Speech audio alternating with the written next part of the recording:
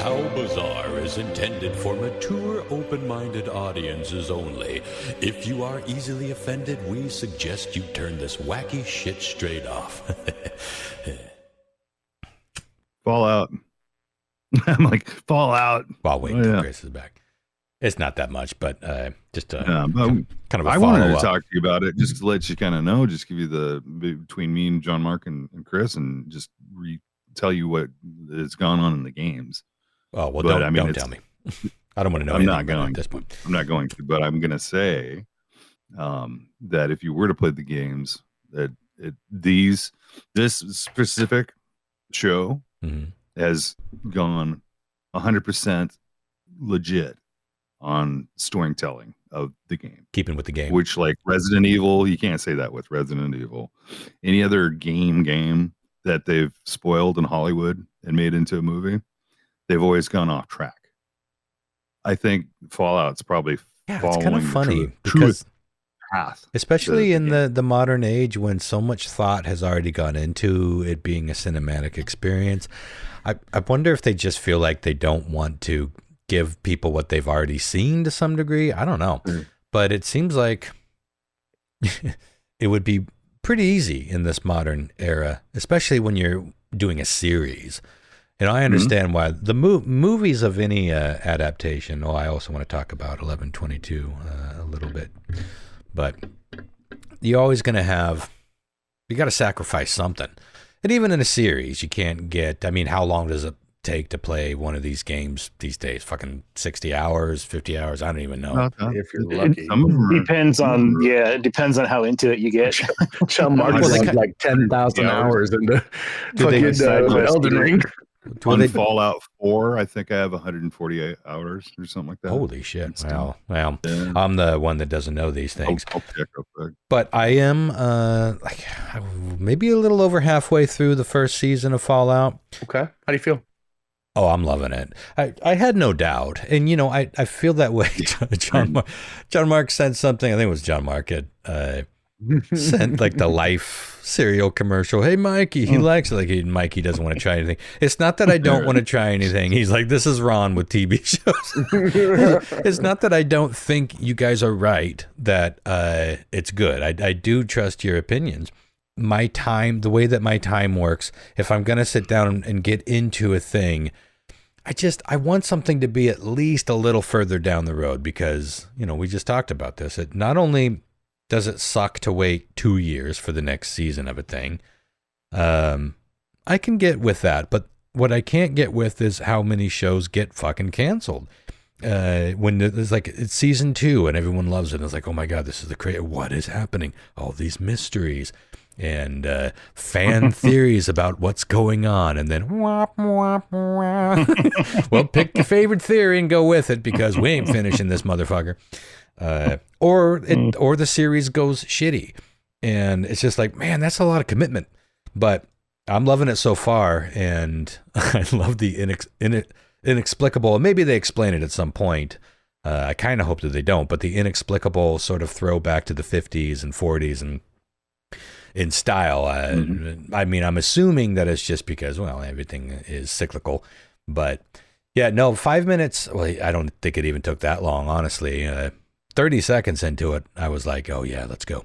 Let's roll. And then I immediately got interrupted and couldn't get back to it for another day or two. But then I marathoned quite a few episodes, and I'm totally into it. I also watched the miniseries.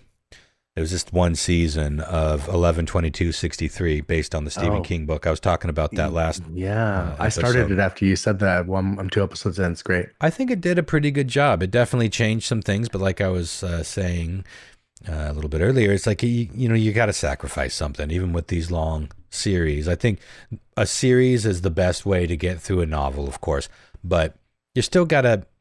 There's all this exposition, and the thing about a novel is it's subtext. It's like 90% subtext. Who's telling the story? How are they telling it?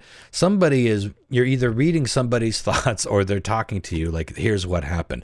Well, how do you make that happen visually? You can't always just be like a film noir thing where at this moment I had to something occurred to me.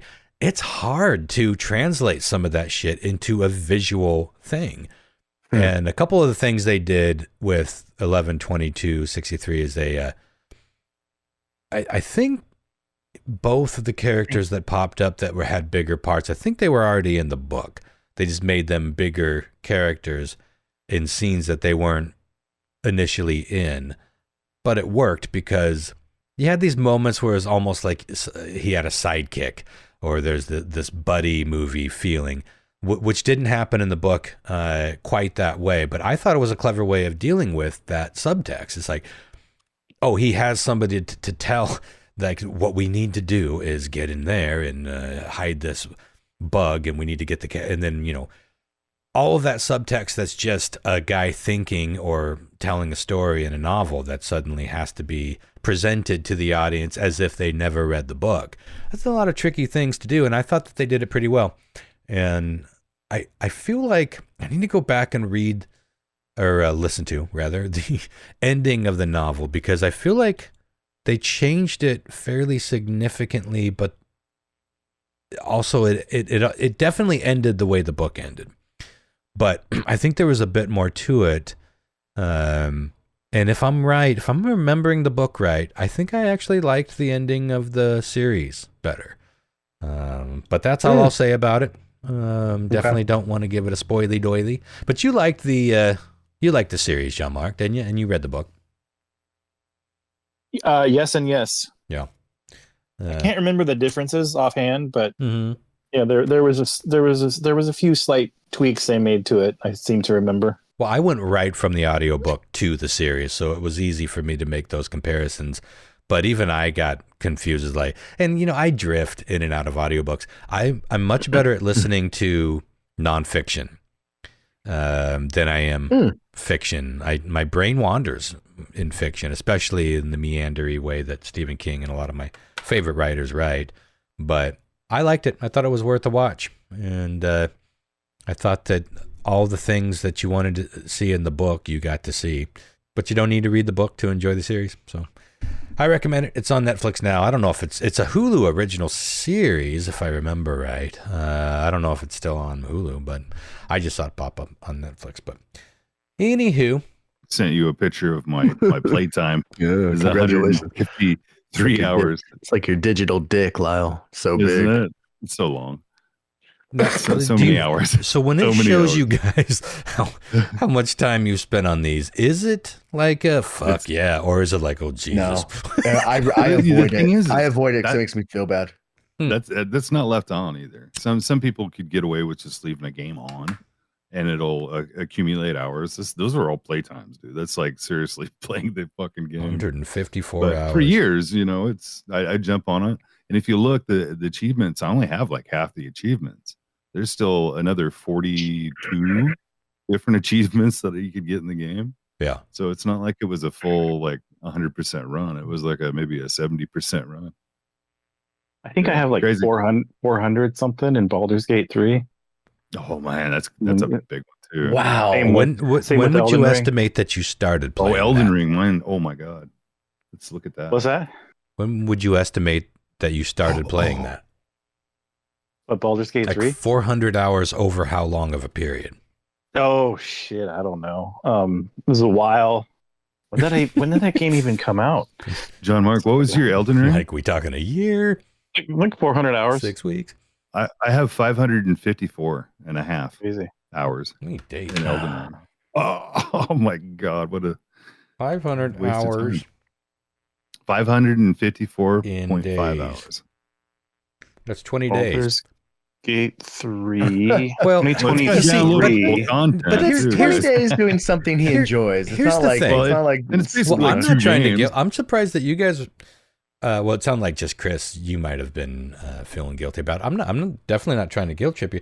But like 20 days, and I have played Super Mario Brothers 2 way more than 20 fucking days. And that is 8-bit shit. Came out, so I think Jean-Marc nailed it. I think that for my biggest one's probably Elden Ring. I don't think I got anything else.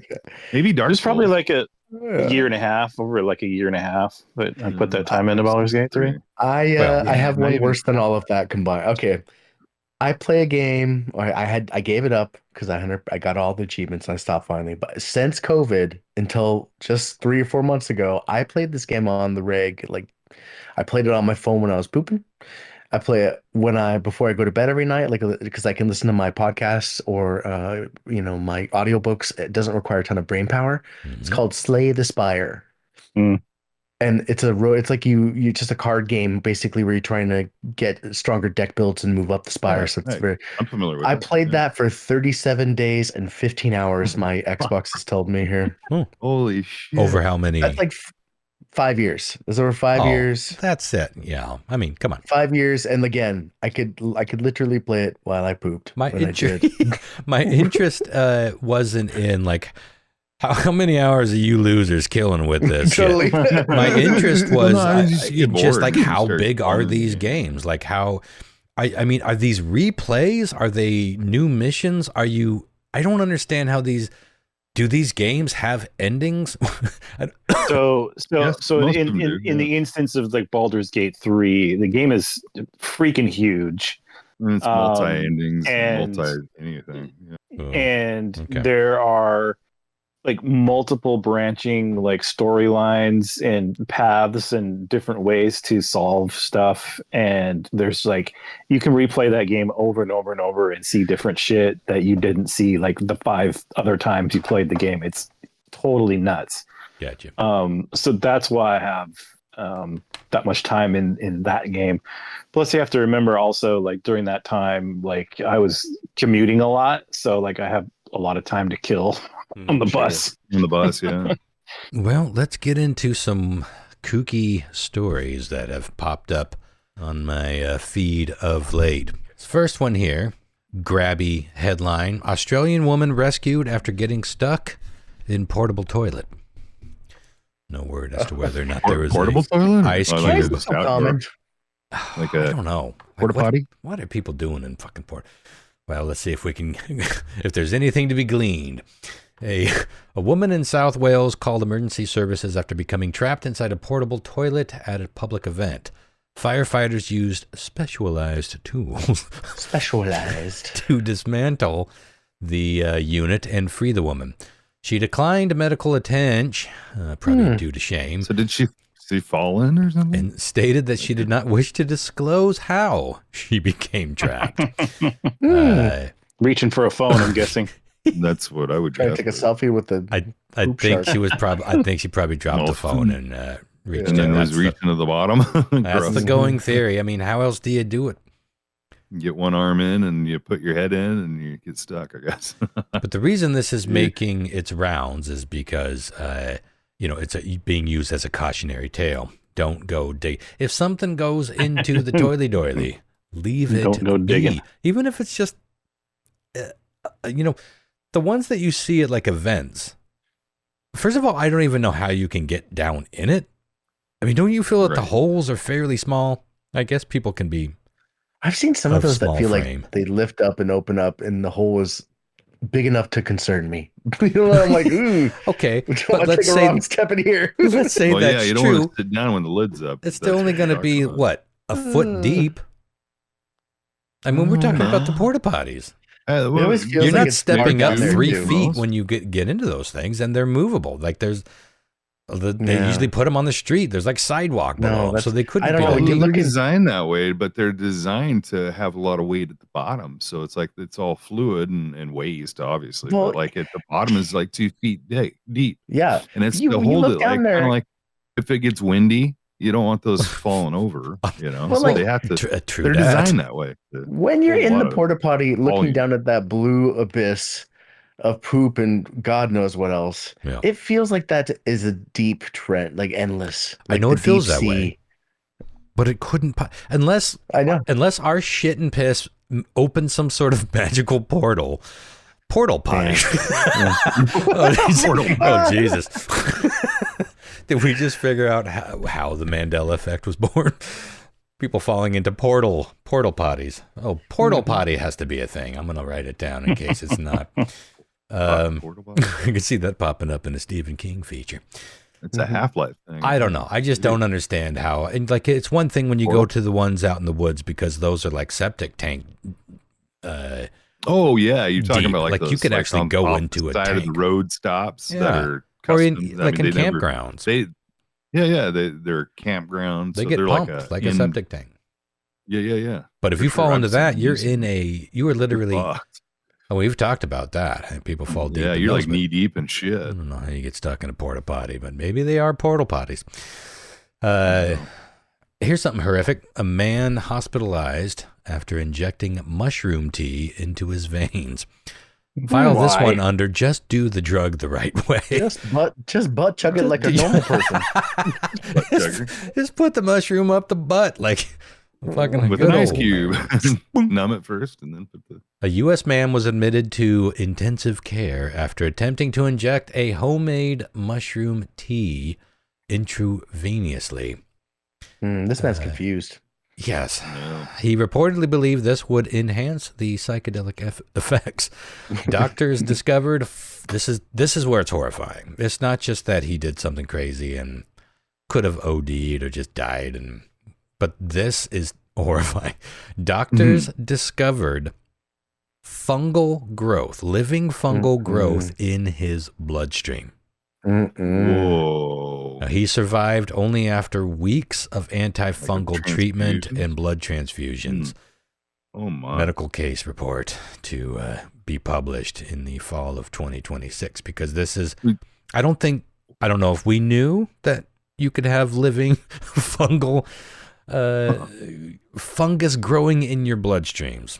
Well, you got to remember, dude? all your organs are all fed by that bloodstream. So, like that, you got fungal shit growing in all your arteries. I can't believe he fucking didn't organs, like your liver, your fucking spleen, your heart. He was probably everything. Really close to death. Yikes, dude! Yeah, crazy. And I'm sure they had to come get creative about how they were even treating this. Next up, a cruise ship passengers contracted Legionnaire's disease from hot tubs. I'm seeing Legionnaire's stories popping up more and more. What is that? I know I've heard it. I know it's gross. They call it Legionella. Really. It's the reason they call leprosy? It Legionnaire's disease. It's like a lung. I think it gets into you, like you tend to breathe it more than anything. But the reason they call it Legionnaire's disease is because it's this bacteria that gets into you. I think you breathe it in and it's just like, it spreads really quickly. It just shuts your fucking whole world down, basically. But there was tuberculosis or something. Yeah, Legionnaire's convention, I think back in the 70s. A whole bunch of people at that convention started getting sick and dying very quickly. Like this was something, it was kind of like hantavirus, where by the time you have symptoms, you probably got a day or two left without treatment for sure, but with treatment, it's iffy. Very, very, very dangerous bacteria. They could not figure out where it was coming from, and finally, after I don't know how long of looking around this building, looking into the food, trying to find some explanation, they found that up on the roof, the water reservoirs that were going into the swamp coolers that were pumping into the building were riddled with pigeon poop. And that is breeding grounds. First of all, still water.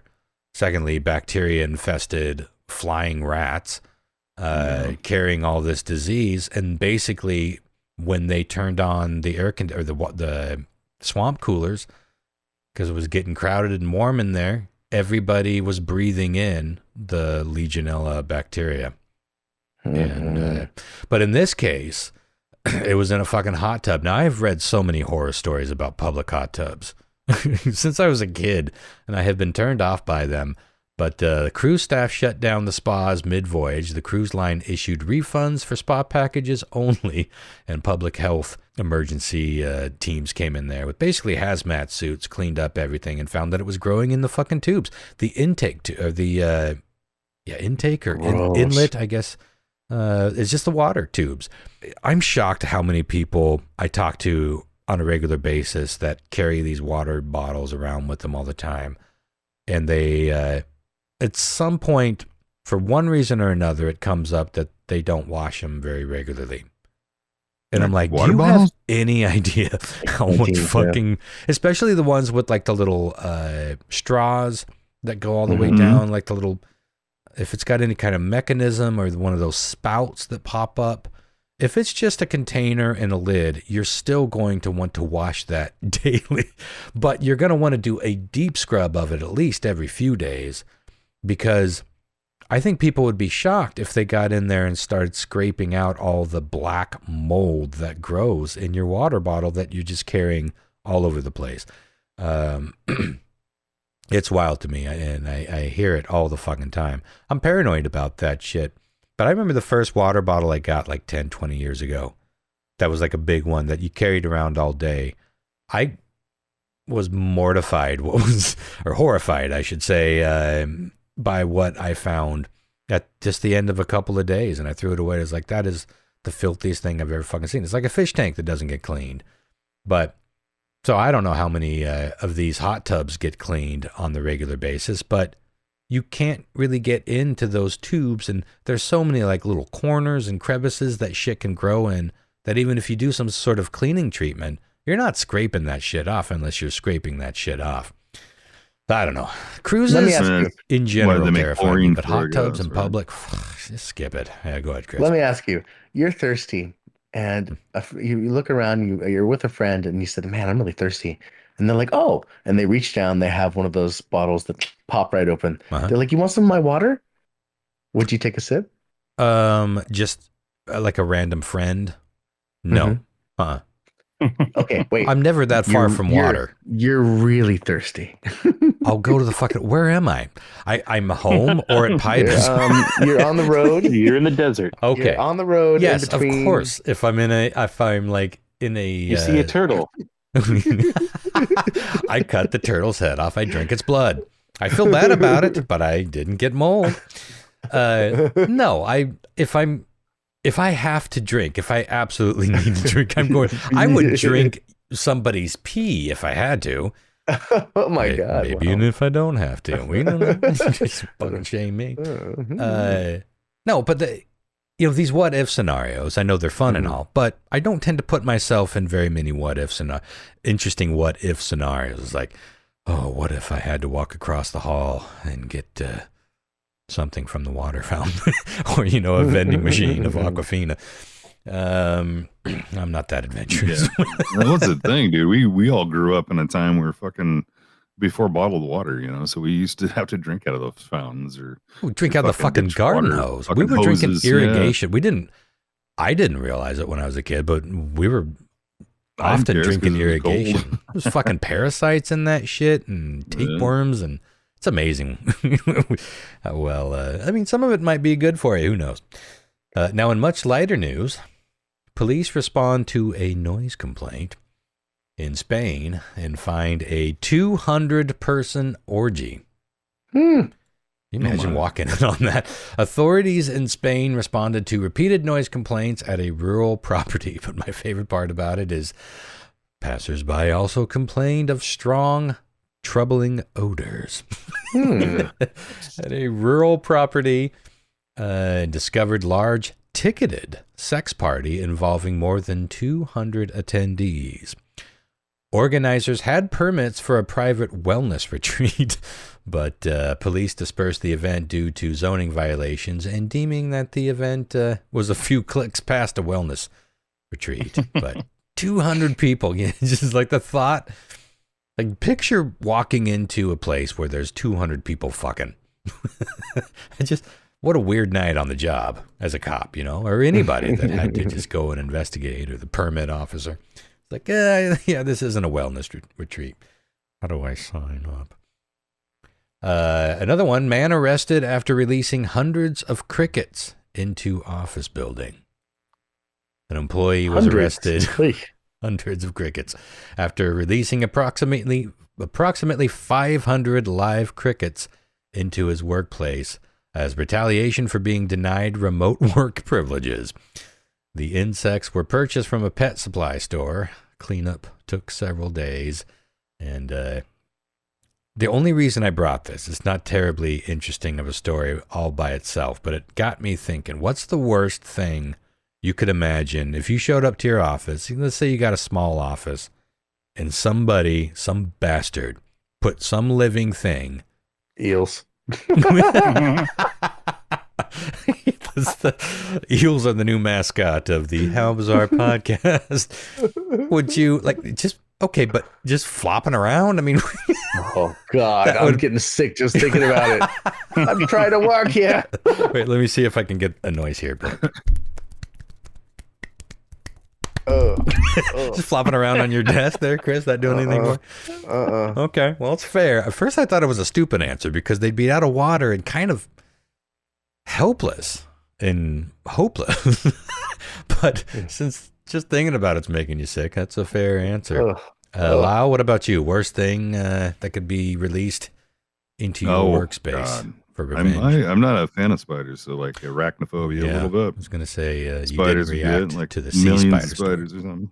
Yeah, I think that would be up on most people's list. I would burn the place down. I think. Yeah. John Mark, what about you? What was the question exactly?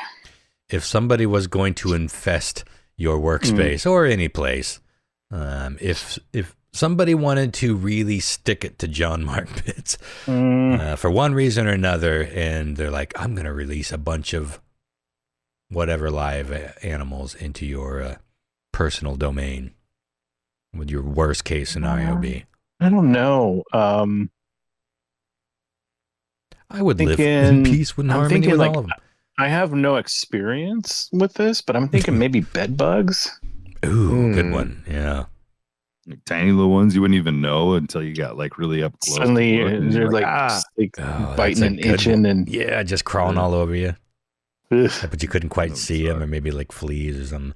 Oh, that's a good one. You might be changing my answer. My only thought was like mice or rats, just because they carry so much disease. Cockroaches too would be pretty nasty. Just shitting all over the place. It wouldn't be the creatures themselves bugging me, because I actually think rats and mice are kind of cute, but holy shit, they carry some gnarly diseases like hantavirus, which can kill you in a matter of just a couple of days, really, if you breathe that shit in. Never, ever, ever clean up rodent feces without stabilizing it and wearing a respirator. Not just a mask, but a respirator. And I can't believe how many people I know will just like, they'll go clean up a garage or a old barn or something and just start sweeping all the dry air and no mask. They haven't dampened anything with like bleach water to neutralize anything. It's like, oh, hantavirus is a terrible, terrible thing. Anywho, let's get moving on here. What else we got? Oh, another phrogging case. Man found living inside woman's home for months. This was in Los Angeles. I guess this just happens all the time. A woman contacted police after noticing repeated disturbances in her home that could not be explained by pets, guests, or mechanical issues. Items were being removed. Food was disappearing. It's usually food disappearing from the fridge that gets people's attention. And interior doors were occasionally found open despite being locked earlier. After installing interior cameras, the woman captured footage. Now think about this. Remember when I had my chickens were being killed and I had to put up a camera out there and I caught the murderous raccoon coming back for more chicken heads? Imagine playing back this footage to see what the fuck is going on in your house, and then you find footage of a man emerging from a crawl space late at night, moving through the entire home and returning to the hidden areas just before morning. So the guy basically rummaged through the food, got himself a snack, maybe peeked in on everyone that was sleeping, dug through, snooped around, helped himself to whatever, and then just in time for everyone to wake up, he crawled back up into the attic or wherever this was. I think it was like a little crawl space above a closet. Investigators believe the man had been living inside unused spaces of the house for several months, accessing storage areas and sleeping when the homeowners were away. They found evidence of a makeshift bedding, personal items concealed behind insulation in two separate spaces, including a firewall in between two walls, food wrappers hidden in vents. And they basically just started canvassing the entire house, and they found the guy, and he fled before officers arrived and was never located. Authorities categorized the case as phrogging, which we have talked about. People secretly living in your space. And I cannot believe how many instances there are of phrogging. I told you about that series on, I think it was Tubi. It was one of those, or Freevee or Tubi. I think it was Tubi. Really good documentary series, and like 8 or 10 episodes. I wonder if there's more, but Jesus Christ, it's rough. Kind of in that same vein, hotel guest secretly filmed through power outlet. I'm going to take a look at... I just, you can either go taking a look for this stuff, get your testers, shine lights into smoke alarms and all this stuff, or you can just accept that everything you do at this point is being recorded in Would you high fuck def. me? I'd fuck me. Just do your little dance. Yeah, play into it. That's a good idea, actually. All the world's a stage. Flip the fucking script. Freak the creep out. A hotel guest, this is in Seoul, hotel guest reported suspicious behavior after noticing a power outlet positioned directly toward the bed that appeared altered. It was like 5 feet up on the wall. That would get your attention. Upon closer inspection, staff discovered a miniature camera concealed inside the outlet housing. Police were called and a broader inspection of the property followed, and they found multiple modified outlets across different rooms in the entire hotel. Hidden cameras connected to remote storage evidence footage had been uploaded to paid voyeur platforms. Oh my God. So this was... They made a movie out of that. This was an operation. Well, we've talked about this before, like when I used to come across like voyeur videos. I used to be a voyeur. I think they... back when I used to be a voyeur. I think they've cracked down on this and deemed it not ethical, and I don't think it's legal now. I think there was a time when like voyeurism laws were sort of gray areas. I don't think that's the case anymore, but I remember thinking like, where the fuck are these bathrooms? Where are these hotels where you're seeing this? And obviously shit could be faked. I think a lot of what you see now, especially if you're on the more mainstream sites, they're probably fake. But there's definitely real shit out there, and I've seen it, and it's like, where the fuck are these places? Well, this was one such, and it's not like it's for the jollies of one pervert. Remember we talked about that incredible documentary on Netflix, The Voyeur Hotel. Did you guys ever watch that? No. Oh, no. Oh my God. There's a movie I'm thinking of. It's still on there.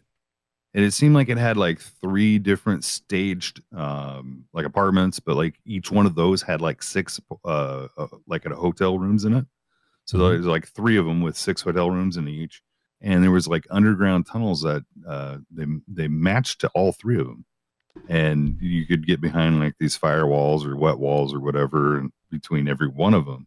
And it was a movie, and I can't remember the name of the movie, but it was a horror movie, and basically the dudes were like killing and eating people. It's like during that whole genre of that movie, like Hostel and stuff like that. Yeah, exactly. Murder porn. Well, yeah, torture porn. But this was a straight up factory for content to paid voyeur sites. They were able to track that down to the people that owned the websites. And they're doing hard time now, or they will be soon, because the penalties, even in South Korea, carry multiple year prison sentences, even without the distribution. If it just had been the cameras and someone found like the database where this guy was recording all this shit, even that is hardcore prison time, because those are undeniably private. The voyeur laws work like if somebody expects privacy. We talked about some tricky cases in the past where somebody is like, dudes are masturbating like right in front of their window, and somebody is filming them, and it's like a 2-way gray area for laws, because the dude is in his house, so technically he's allowed to masturbate in his house. So even if your kid walks by and sees him inside his house masturbating, there's legal gray area in there. But also, if somebody is tits out to the window and you're out in the yard, as long as you're not trespassing and you see tits, it's a gray area as well. This is really interesting cases that have come up with voyeurism. There's no gray area with this one. It's 100% a place where privacy is expected, and trespassing because it turns out it wasn't the owner of the hotel. I think that's the creepiest part for me. Like, for some reason, I can understand, like, Sliver. Remember the movie Sliver, the voyeur movie, with one of the Baldwins, Billy Baldwin, I think, and Sharon Stone. It's a pretty good movie, actually. It's about a super rich dude that bought a giant building, I guess, in New York, and wired every apartment with cameras and sound, and he basically has this penthouse where he just watches everybody, and it's just a complete voyeuristic sort of nightmare, but also almost like a fetish movie.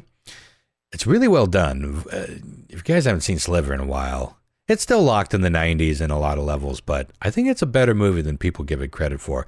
But that's a case where you had a creep with a lot of money who owned the building, and he had access to all the rooms, so he wired them up for his own demented whims.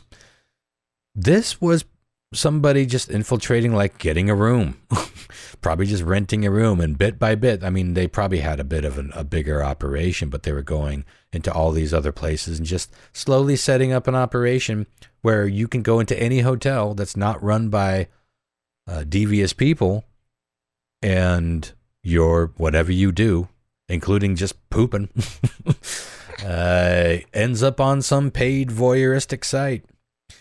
It's pretty fucking insane how easy it is to do that now. I know we talked about it before about our own little place here in East Wenatchee that it no longer exists. So I kind of wonder if we could talk about it, about the whole voyeur thing going on with that, because it wasn't like a hotel place. It was a sex basically shop. A porn sex shop that was locally.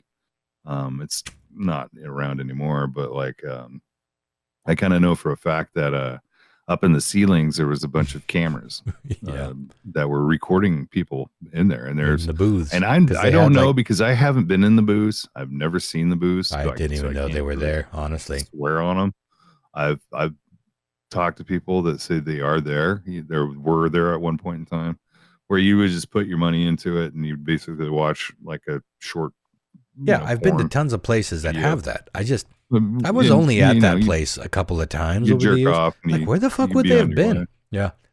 Mm-hmm. But I don't know how legal that was, and I don't know if it was a thing. You know, maybe you had to talk about it or ask secretly about it or whatever. Yeah. But anyway, I was with somebody that I was working with that told me that he was up there. He was up checking, doing heating stuff. I remember that. And he goes, hey, you see those cameras up there? And he goes, yeah. He goes, no, you don't. I want you to sign this. And he had to sign a ledger saying that he wouldn't talk about anything about it.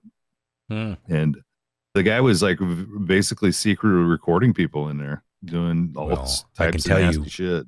For certain that contract wouldn't be legal. Well, the funny thing is, people think that if you get somebody to sign a thing that it's some sort of binding contract.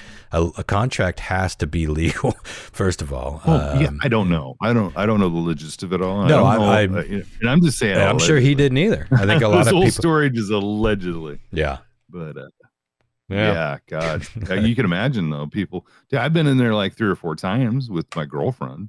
You know, or different girlfriends, you know, throughout the night, because it was where all the bars were.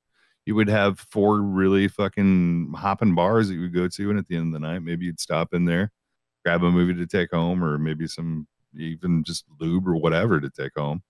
You know, so it wasn't like it was open until like 2:00 as long as the bars were open. You know, so it was one of those things. It was a staple. Yeah. You know, a lot of it was the only place for a long time in town like that. Especially at that time, because it was before the internet. I mean, it was before most things you would think about. Well, before we get on to some weird trivia, I want to play it's been a while since we've done a round of elimination. We might go through this quickly. We'll see. We're doing good on time, but before I tell you what the category is, I want you to look at this is the top 25 or 26 answers that you're playing around with. I want to see if you guys can guess what the category for this particular game is. It's got to be like most played on YouTube or something. It could be literally anything. It's so all over the map.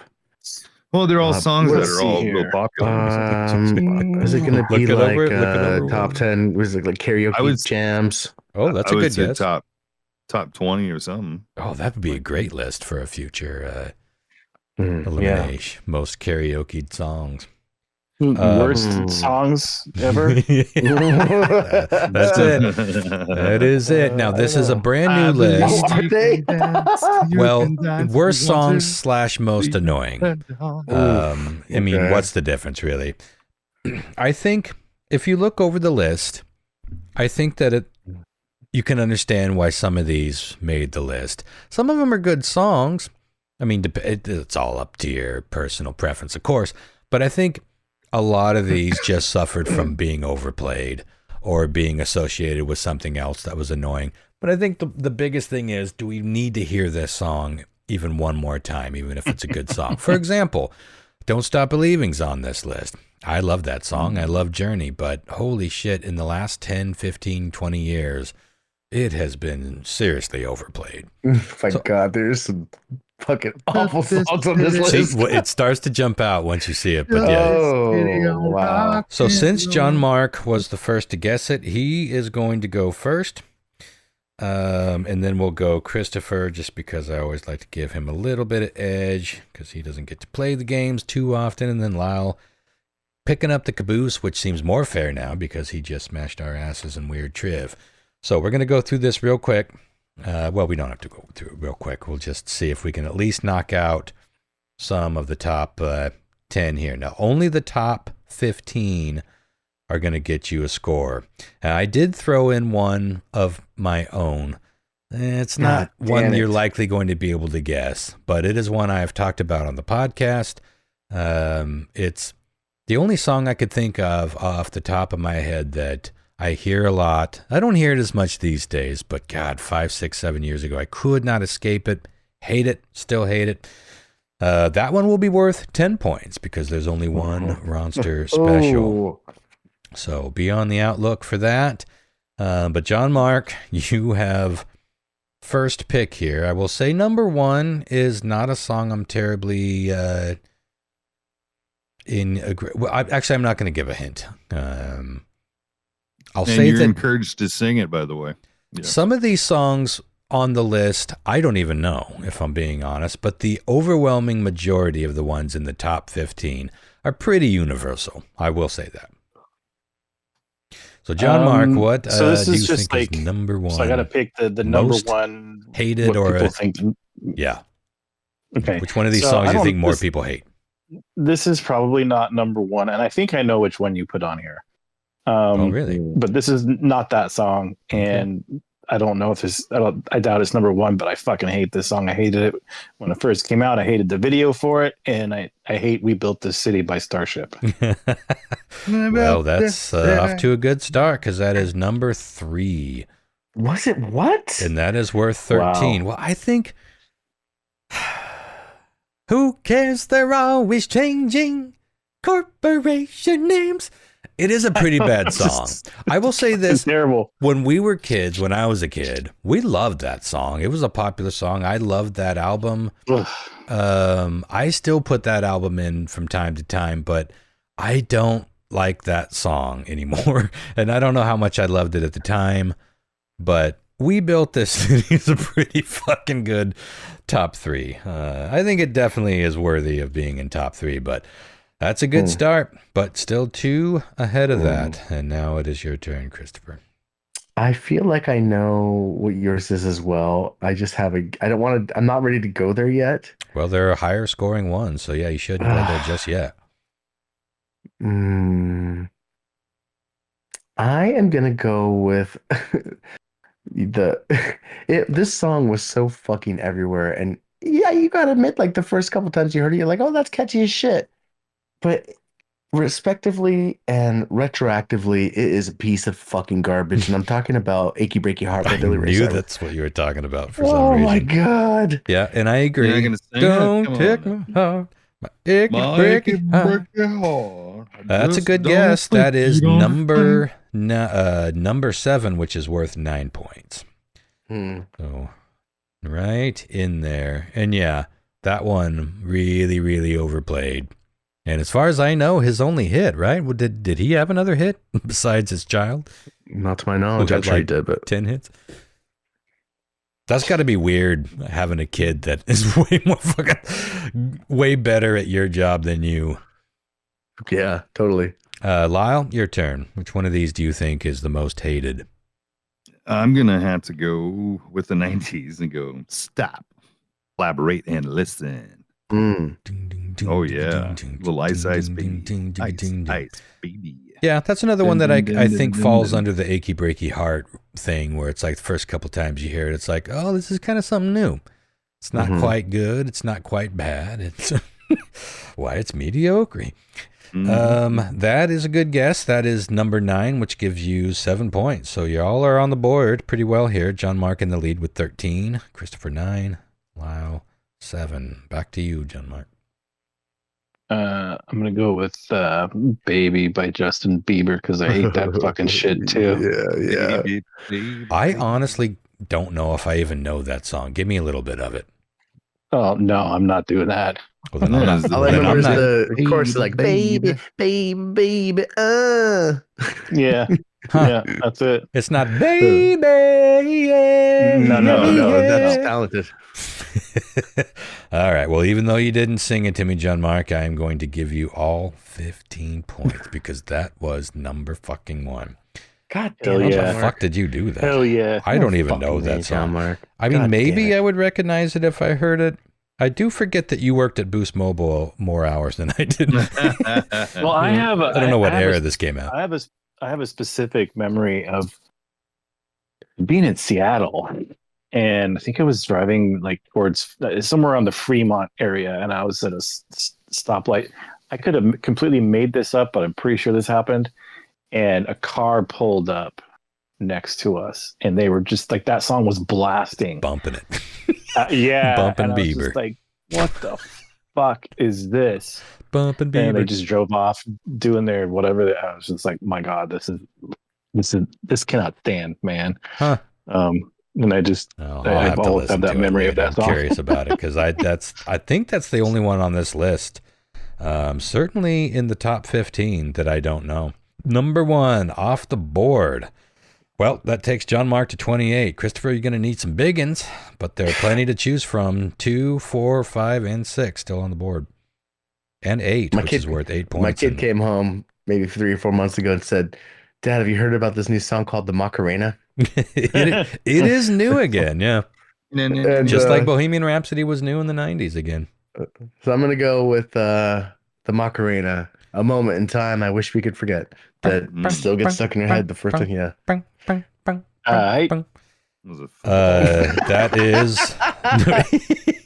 is number 8, which is worth 8 points. So let me cross that off, and 9 plus 8 is 27. You're 1 behind John Mark. All right, that is 17. Yeah, am I right? Yeah, that was a good one. That was all the rage when I danced at my girlfriend's sister's wedding in what must have been 96. Did you fucking do it? 95. Did you do the Macarena?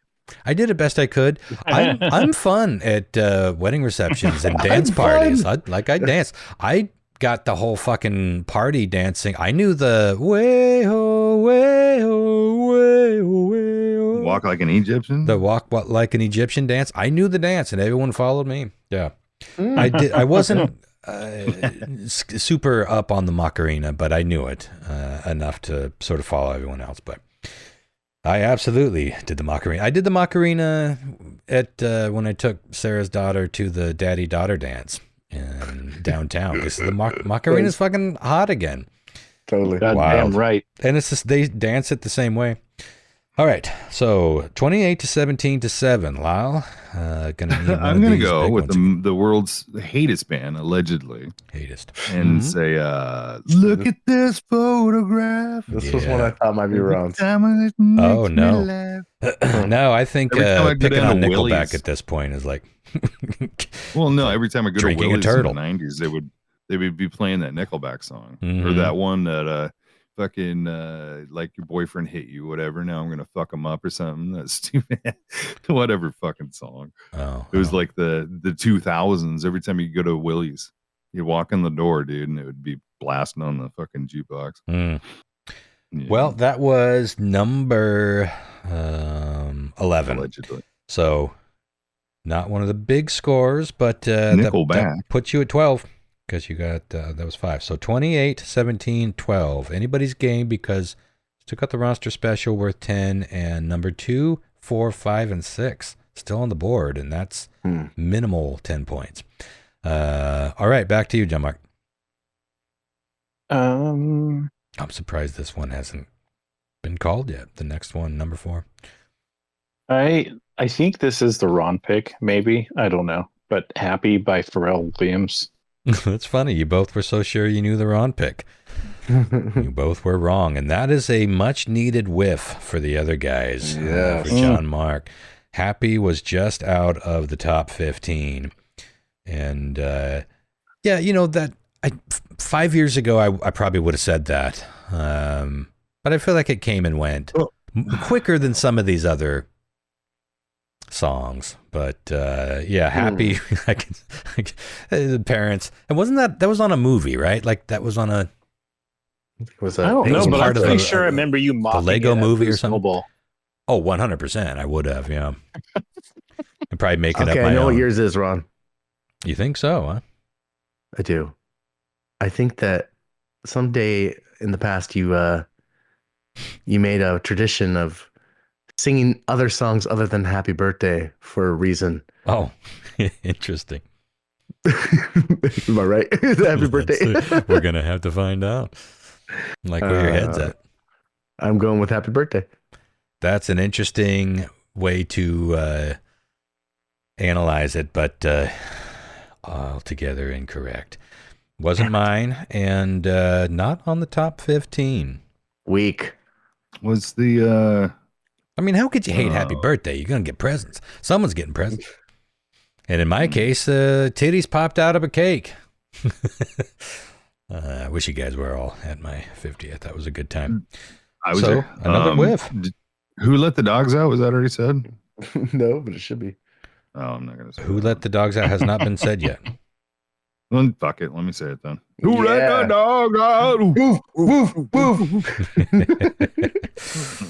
That is on the list. It's low. It's number... I'm trying to cross them out. 13. So like I got the picture of what your list is, and then I put it on my phone, but I'm using a marker on the phone. I tried to do that. I'm too high. That is 15. So that was worth... Or no, that's worth 3 points. So now you have 15. All right. Do a couple more rounds of this. John Mark, back to you.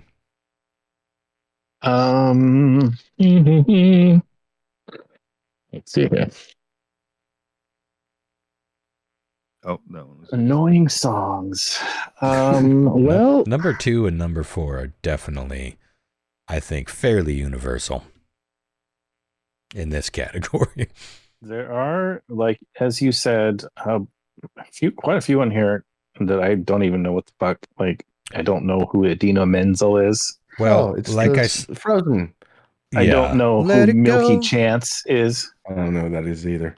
Well, some of the ones. Well, I didn't know Baby, but you knew Baby. That was the only one in the top 15 that I didn't know. These are all the more common ones.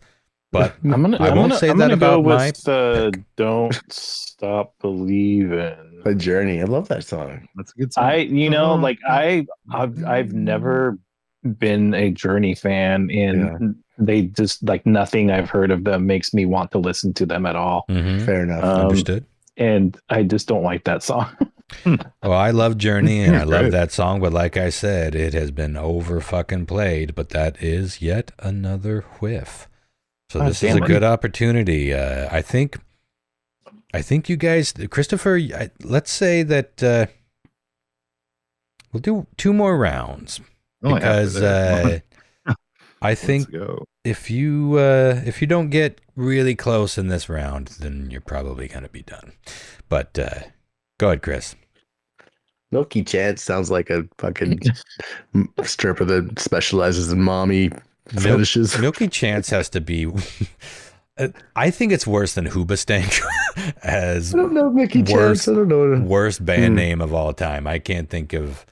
I mean, Hoobastank's pretty bad, but yeah, Milky Chance. What a fucking terrible band name.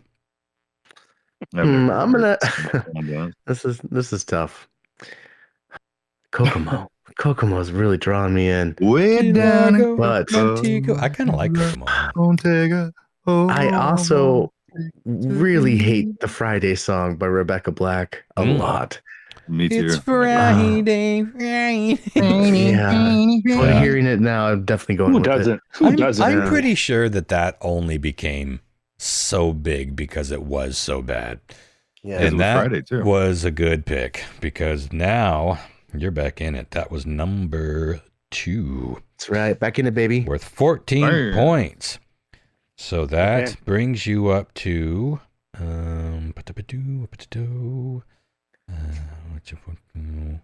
God, does that put you in the lead? That puts you in the lead. 31. Shit, is that right? Is 17 plus 14 31? Yeah. Don't call it a comeback, bitch. Or 32. 17 plus 14. 31? Yeah, 31. Unfortunately, this poor guy. 31. I'm going to go with this poor guy that he had his one-hit wonder, and then he went to try to do something else. And I think he was own country kind of went against him for whatever he did during there's a whole backstory that happened after this. But at the particular place in time, the song itself blew up so fucking crazy. You couldn't turn any channel on TV without hearing it. And it was the do Gundam style. Where he's all doing this dancing. Gangnam style. Gundam style. Oh man, you gotta look into it because it's actually fascinating. I mean, like it went like turbulently in a bad way, like after he made that song. Yeah, no, that song was everywhere. Unfortunately, not in the top 15. So, this is too close. We got to do at least one more round. Let's see if John Mark, let's give you one more chance to at least catch up with Chris. She's only ahead by 4 points here, or 3 points. I don't think the Beach Boys was taken either. No, nobody has called the Chris Beach Boys. Said it, but he didn't take it. So it's still open. I'm just gonna let it go with Idina Menzel. Oh, let it go, let it go. And by let it go, I mean any chance of winning this game, because that's not on the top list. I'm going to give this one to Chris. All right. 31. Thank you. Yeah. Fuck yeah. Good job. I'd do a couple more rounds, but I want to have time for weird triv. But what was your pick? It was so funny because you both said it. One.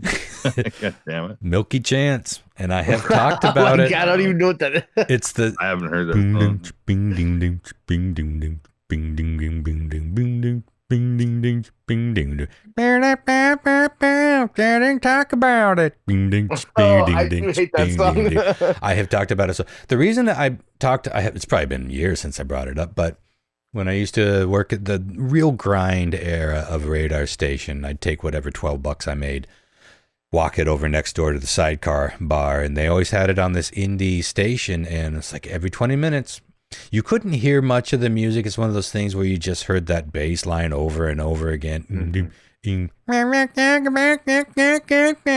I was like, who the fuck is that annoying band? And then when I found out that they had the goddamn audacity to name themselves Milky Chance, I was like, I might hate this more than I've hated anything in decades. I couldn't think of anything that would make me hate the song more than it was made by a band called Milky Chance. Now, they may be wonderful fellas. I don't know. Maybe we could be besties, but that song sucks and that name makes me hate. So yeah, no one called it, but you. I really thought you were chasing it for a minute there, Chris. But it's funny that you both thought you picked. To be honest with you, I thought yours was the Hanson song. No, I always appreciated Hanson for what they were. That's funny because I was just thinking I kind of like that song because when that song first came out, obviously I hated it, but then there was one night it came on the radio or it was on, I don't know, you know how you're just like doing something and then suddenly a song comes on and you're like, you just hear it completely differently. Yeah. For whatever reason, like it's like maybe the speakers, the system that you hear it on, or it's just like and you're like, oh, okay, there's something to appreciate there. Yeah. Can I get one more? Yeah. I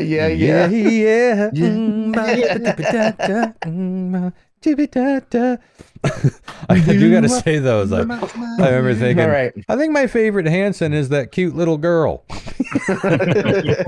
All right, so real quick, here's what you guys missed. Number 15, Kokomo. Number 14, Wonderful Christmas Time by Paul McCartney. Worthy of hatred. Pretty bad. That's all it is. A wonderful Christmas time over and over and over again. Who Let the Dogs Out? You got that. Bop was 12. Photograph was 11. 10, All I Want for Christmas Is You by Mariah Carey. We got Ice Ice Baby, Macarena, Achy Breaky Heart. Number 6, What's Up by Four Non-Blondes. And I said, hey, yeah. I thought that was probably on there, but I don't mind that song. I think it's a love or hate song. I always kind of liked it. Number 5. I was surprised no one went with number 5 and number 4, especially number 4. But number 5 was You're Beautiful. It's true. That was annoying. It was annoying because what is that? I don't even know what that is. James Blunt. You're beautiful. Oh. Because every woman that I hung out with, including my first wife at the time, was in love with that song, and it made me hate it even more. Number 4, the last one you didn't get. You're here. There's nothing I fear.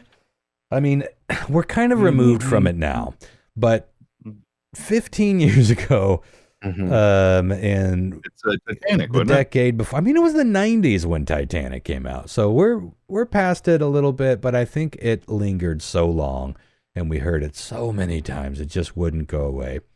My girlfriend is a phenomenal singer, like really knock your socks off with great voice. And I hope I don't butcher this story, and I hope she's been listening to the podcast, so I hope I don't embarrass her too much. But I think she told me that she sang like at a county fair in Westport when she was growing up, and that was the song she chose to sing. So every time we do karaoke, I'm trying to sign her name up for it. She's like, "Don't you?" Does she like it? Does she still like singing it? No, she's like, I'm not doing that fucking karaoke. I think we're far enough past it now that people would probably dig it, especially if they're drunk enough. Late at night, you'd get some people, you know what, this isn't that bad of a song, if I'm being honest. But it's a beautiful song. I mean, it's if it's your style or not, it's a beautiful song. I think it's just one of those things where we heard it so many fucking times. So she grew up in Westport, huh? Yeah, I won a couple surf competitions in Westport. It wasn't the longboard classic, but there is a longboard competition in there. No, a long time. Half Moon Bay? Huh? At Half Moon Bay? No, I know. I don't know what that is. That is actually a place in Westport. Oh, maybe it was. I don't remember. This was when I was in my 20s. I have known you for a very long time now, and I've never once heard mention of you surfing. Somebody else said this. It might have been Sarah, actually. No, I used to. I've only longboard surfed, and believe it or not, the waves in Westport, there's the longboard. I think it's called the Longboard Classic. There's gotten to be a pretty big competition, but I didn't. Probably just before you and I met, Chris, is when I stopped surfing. I sold my board, and I mean, that's the only place you surfed. But I was always, I snowboarded back in the day. Obviously, going back even further, I was a skateboarder. I was always a boarder, and I was always riding that little endo board. I still ride that all the time, the little rolly thing. that you just sort of roll around on your. I still got that good balance. I can get down on my knees. I can hang 10. I can, I wasn't spectacular, but neither was anyone else. So when I say I won a surf competition, adjust your expectation. It's not like Kelly Slater was there. But, I was all about board sports of all kinds. Yeah. I was a decent longboarder. Interesting. Love it. Yeah, she'll know about the longboarders if she grew up in Westport. That was probably. She probably would have been there when I was winning my ribbon. Westport once a year going deep sea fishing, charter fishing. Well, Westport on the Hula Gal. If you ask her about the Hula Gal, she'll probably know exactly what boat we're talking about. Yeah. Because Steve, everybody knows the guy about the Hula owns Gal. it. Steve, Captain Steve, he's been around there forever. Yep, know that guy. Steve. No, I'm serious. Like if she's actually from Westport, she probably knows Steve.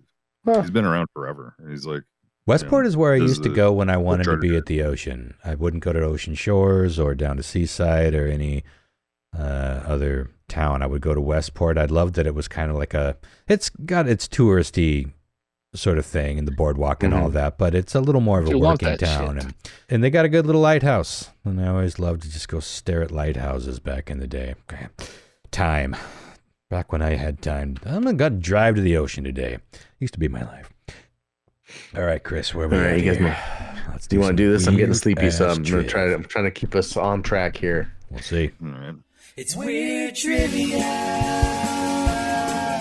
with Christopher F. Hart, a man from Florida, poop things, square shit in nature. Don't get me started on the goddamn brown hair. It's Weird Trivia that might get Christopher fired. All right, let's do this. There is an exciting new Star Wars movie being made right now called Starfighter. It's going to feature Ryan Gosling and Mia Goth, among others. Oh. And it's going to be just one of a couple of Star Wars movies we're going to get over the next handful of years. Now, it was reported recently that this person was visiting the set of the movie, and during an intense lightsaber fight sequence, they jumped in, took control as director, and handled the camera and shot several scenes themselves. Who happened to be on set and jumped in and directed a couple of shots during an intense lightsaber battle? Who was it? Was it A, James Cameron? Yeah. Was it B, Jack Black? Talk about the Titanic. Jack Black. Okay. Was it C, and they're only going to get wackier, Tom Cruise? Let me show you something. Yeah. I do my own stunts. Or was it D, Mark Hamill? Ronster. Well, I feel like Tom Cruise takes himself a little too seriously to do a Star Wars movie. I've never heard him talk about Star Wars, but I could be wrong.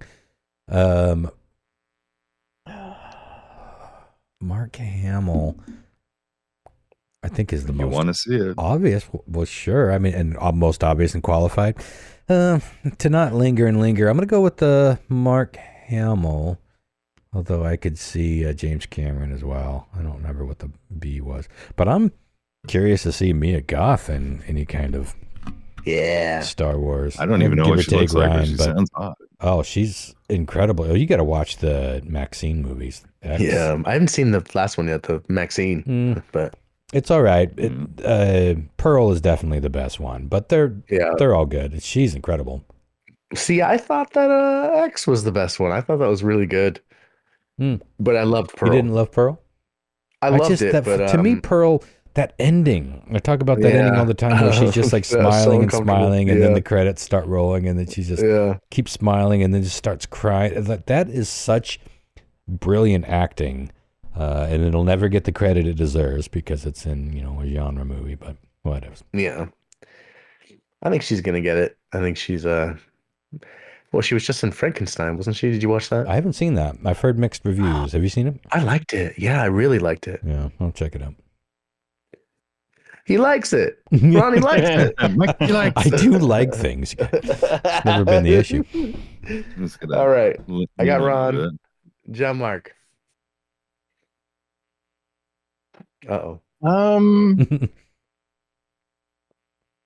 Yeah, we've lost him before.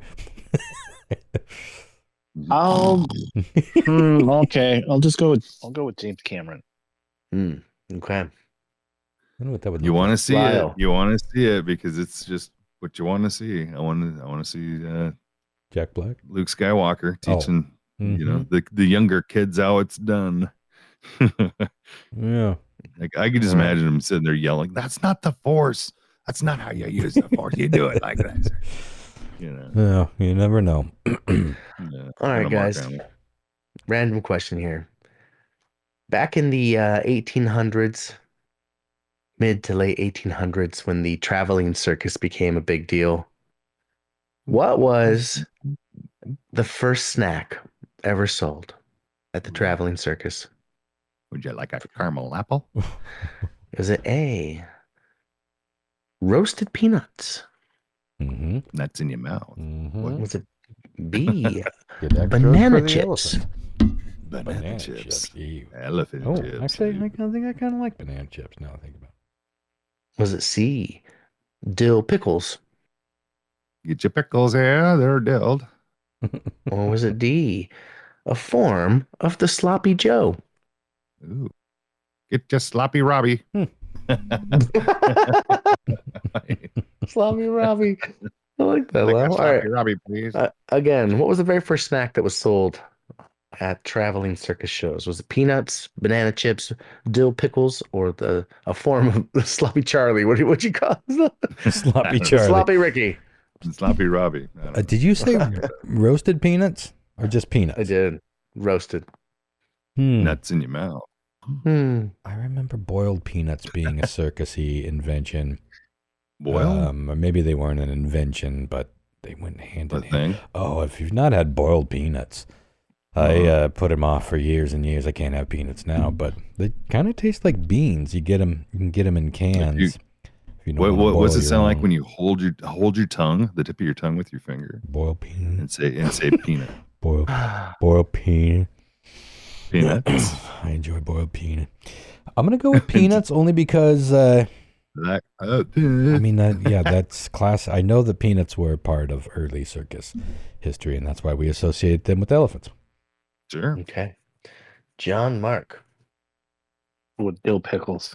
Get your dill pickles. I've never heard a connection to pickles in the circus, but it's interesting. Hey, there's worse things, I suppose. Oh, I love dill. I come from a genealogy of carny circus people, clowns. I suppose. Yeah, my grandparents, I think, were part of Barnum and Bailey.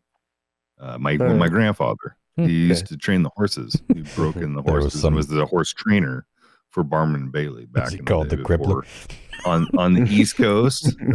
I'm just telling you my lineage. This is where my dad's dad came from.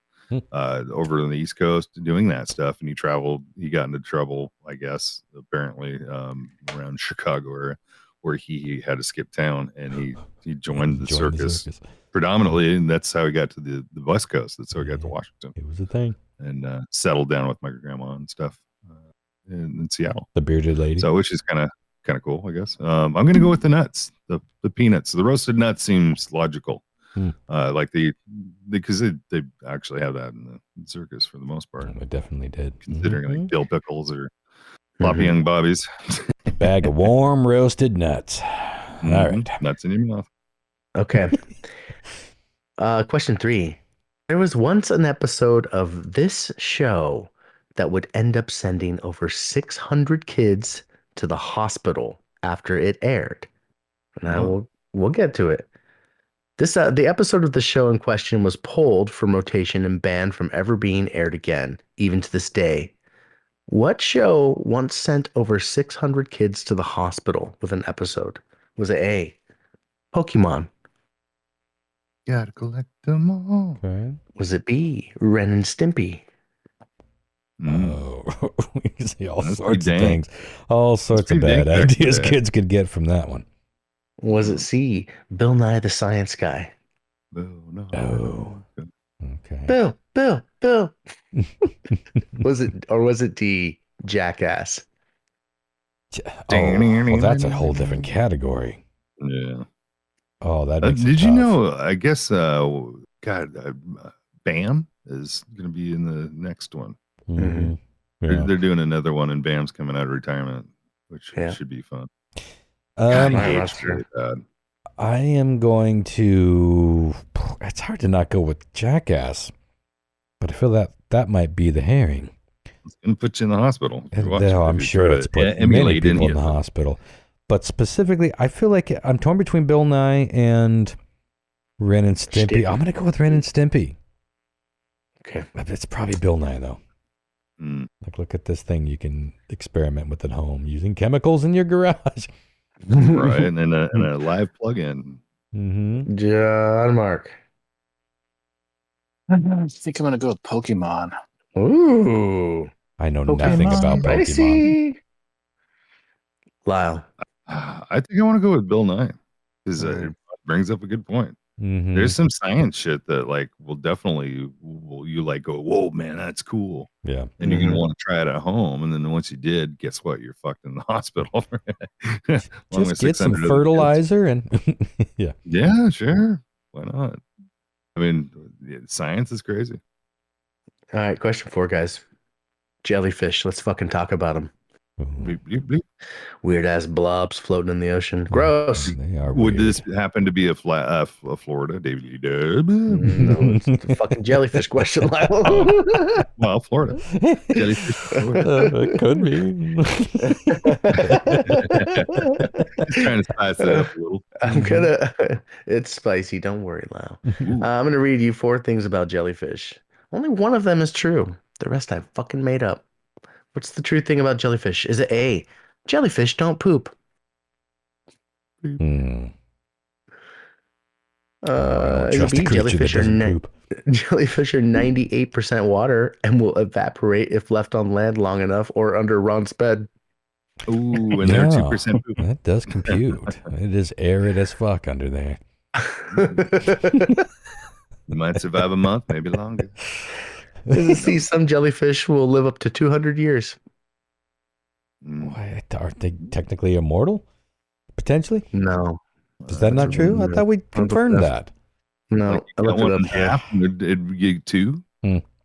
There is one type of jellyfish that like a worm, like regenerates by basically it's not quite living forever. It's a cycle thing. It just keeps spitting out new ones of itself. All right. Or is it D? The mouth of the jellyfish is also its anus. Oh, double blit. So it's like that South Park where they're pooping out their mouths. Oh god, they shove food up their ass and poop out their mouths. That's all the rage. God, so fucking gross. Yeah. Well, so we got one where they don't poop and one where they poop out double poop, their double herring, mouths. man. Well, I'm tempted to chase the near infinity herring. What was A again? They don't poop. Oh, what was B? They're 98% water and will evaporate if left under your bed. I'm gonna go with they don't. Ew. I'm torn between pooping or pooping out my mouth. I'm gonna go with A just to keep things moving. No pun intended. They don't poop. I'm gonna go with they don't fucking poop. I guess they do something else. I mean, you can see through them. Where's the stuff that they would even poop? Right. Like I ain't never seen no turd sitting in the middle of it. I don't think we got the photo for this episode. Just a little turd sitting in the middle of a see-through animal. Looking like Wonder Woman in her jet. Now you see is Wonder Woman in her jet. Invisible. Yeah, I ain't never seen no turd in the middle of a see-through. Right. I'm gonna go with they don't poop. Your logic is sound? Question mark. Okay, it's a logic anyway. All right, John Mark. I saw a mouth anus open for Impaled Nazarene in 97. Mm-hmm. I'm gonna go with the mouthany. The manus, if you will. The old jellyfish. I was thinking to myself, what a sand dollar. Would a sand dollar have a mouth and a hole that just actually has food consumption and poop coming out? because the sand dollar's only got one hole coming out of it. Does kind of look like a butthole on one side, though. And a starfish. Not the ones that you see on land, but the starfish you see in the ocean. You know, that's usually out. Yeah, I'm gonna go with the 2-for-1 special. Manus. Medinus. That's 2 against 1 on the twofer for number 2. I'm gonna tell you guys what you got and keep track of your own score. We're there. We're at that point. Yeah. Question 1. Exciting new Star Wars movie being filmed right now called Starfighter. And it's got a great cast, including Mia Goth and Ryan Gosling and a bunch of other people. There was a sequence being filmed on set recently that involved a very intense lightsaber battle. And it just so happened that motherfucking Tom Cruise, of all people, was on set for one reason or another. My God. And he got so into it. And he jumped back there and he took control of the camera and filmed sequences for it and directed a little bit. Who knows how it's going to turn out, but I'm intrigued. Dude, I'm intrigued. Cool, dude. For being such a weirdo and a scientist. I think Tom Cruise is having a resurgence. Like he's coming back from dancing on Oprah's couch. And he's having a glow up. You know, he's had the surgery now and the plastic surgery. He's looking good. Does he look a little younger? Well, we'll look for. Is he like 60? Look for 70? Top Saber to come to theaters in the not too distant future. The Top Gun Star Wars crossover. Imagine that. Tom Cruise becomes he'd be a short Sith, but like. I think we're in an age where we could see a Top Gun Star Wars crossover, and it's using all the pieces, not a spoof. It's a legitimate Star Wars franchise mingling with fucking Top Gun. I think we're in an age where we could see shit like that and take a Starjet fighter. He ran his own. There you go. Fighter. Yeah, it was like Top Gun, but like in Star Wars. He falls into a portal potty and he ends up in the galaxy far, far away, and is like, "Oh, flying a ship is flying a ship, even if." That's the Yoda. The need for speed I feel. If I can fly with Goose, I can fly with the man monkey. Yeah, I'd be here for that fucking mashup. Okay, nobody got that one right. Question 2. First ever snack sold at traveling circus shows in the United States was roasted peanuts. Yeah. Ron and Lyle getting a point. That seemed too easy. I know. You know, and that's kind of where we get the circus peanut candy from, that awful fucking candy they still make. I like that shit. They still make it. Oh, man. I guess we all have our flaws. Makes me want I also like candy corn, so, you know. I do, too. I like candy. I like all the other gross candy. I like Necco wafer. Give it to me. Candy corn. Yep. Necco wafer always tasted like some sort of medicine that didn't work. Good and plenty. Fuck yeah. The old 2-foot Charleston chew. We know that we've been there. More bang for your. What's the longest candy I can get? I'll never forget that. I'll never separate you from Charleston chew, or vice versa. Oh man! You telling your little fat kid story? It's like, okay, I get one. Think, Chris. Think. This one's twice as long as the others. We still think that way, though. I mean, that's why we love everything jumbo size and super size. Okay. Shit. Ron and Lau picking up points on number 2 there. Question 3. There was once an episode of this show that would end up sending over 600 kids to the hospital. I had a little note on this. Let me just pull it up. Boop, boop, boop. That's not the right app. That's not it either. It was just a photo. Okay. The answer to this was Pokemon. Oh, really? There was an episode that aired, and during a missile explosion scene, the animators used rapidly alternating red and blue flashes. The flashes occurred at a certain hertz, 12 hertz, which is 12 flashes per second. And that exact flashing frequency is known to trigger photosensitive epilepsy, especially in children. Yeah. Kids that were sitting very close to CRT televisions at the time in dark rooms when it aired It just caused Got massive. fucking zapped. Yes, Wild. 600 kids were taken to hospitals during it. Damn. Fucking crazy. Yeah. John Mark couldn't sneak that one past you. Maybe you knew that one. I did. We're all tied up, gentlemen. Oh, Question exciting. 4: jellyfish. Let's fucking talk about them. I made up some shit about jellyfish. Jellyfish do poop, Ron. I'm sorry, just because you've never seen the turd doesn't mean it doesn't happen. Call bullshit. It's like every jellyfish I saw was recently evacuated. It's very Jellyfish convenient. are not just 98% water. They won't evaporate under your bed, Ronster. Jellyfish do not live to be 200 years old, save for the one that cycles that weird Son and of a does kind of live bitch. forever in cycles. But the mouth of the jellyfish is also its anus. Oh, just like South Park. Well, it's John funny Mark and because I'm the Lyle. one eating shit. Yeah, John Mark and Lyle got that correct, which means we have a tie, gentlemen. My favorite part of Weird Triv, honestly. Let's see. I'm There's gonna a good play one. I got a along. video My game phone one for you ready guys. to text you. Good. All right, man. Okay. Here we go. Video game related. How many games has Mario appeared in since his debut in 1982? Ooh. Closest to it will get it. And it's And even sequels inside those sequels? how many That games? he How many appeared in. licensed games has Mario appeared in since 1982? I ain't looking it up. Monster, you can play along if you want. I'll play along. I'm already in there. I already saw it. Oh, interesting. I got Lyle's. Lyle's weighed in. Okay, let's see here. I like to do it fast because I don't want you to think I'm cheating. Ooh. Oh, wow. Ronster. Yeah, I'm probably overshooting it, but it's got to be. I mean, I'm just thinking off the top of my head Mm-hmm. because there's so many things that he was in that There's so many John aren't Mark. Mario games. in the Interesting. Mario games. Wow. themselves. Okay. This turn. Okay. Lyle said 12. 12? John Mark said 40. What? Ronster said 200. Ooh. Am I Now- embarrassingly off?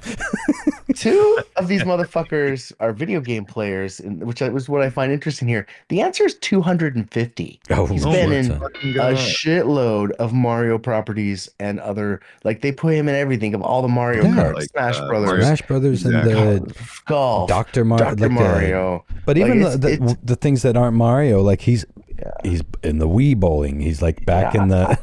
Ice He's everywhere. hockey, like He's the he's Mickey in Mouse so of many the Nintendo. King Kong. Donkey so Kong. yeah. So I mean, technically John Mark I won, win. but I'm gonna give.